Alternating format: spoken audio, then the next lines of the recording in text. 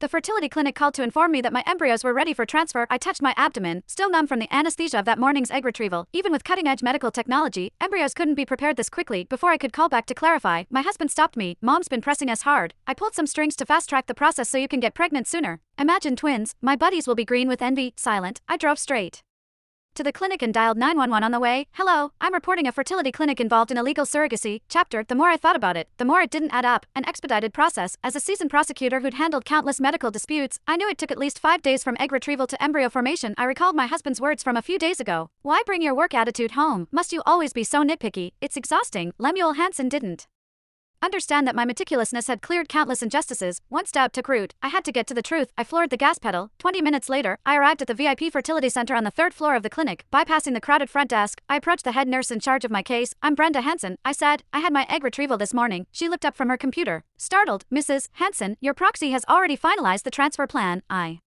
froze, confused. Proxy, Dr. Ainsley Bailey came in person to confirm everything is on track. She explained. Ainsley Bailey, my grip tightened on my car keys. I never appointed a proxy. The nurse stood up, visibly annoyed. But your file lists Dr. Bailey as your proxy. She even contributed her own eggs for the embryo cultivation. She clapped a hand over her mouth, realizing she'd revealed too much, and avoided my gaze. Ainsley was doing it again.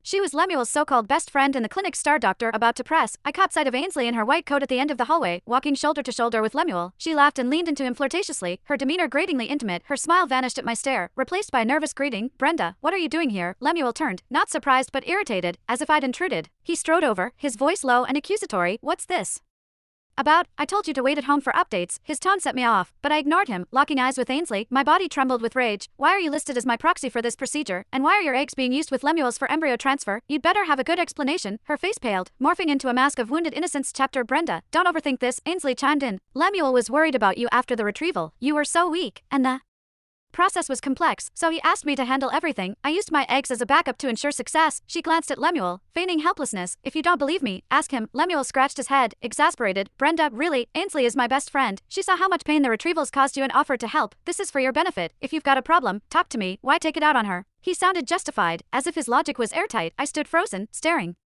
back at the man I'd loved for 3 years. Whenever Ainsley was involved, he'd take her side without question. The onlookers began whispering. Sounds like she can't have kids and is too proud to admit it. The doctor is trying to help, but she doesn't appreciate it. Typical rich family drama. She is jealous of her husband's closeness to someone else. Ignoring them, I fixed my tear-filled eyes on Ainsley. Helping. Using your eggs with Lemuel's behind my back. That's your idea of help. I was healthy.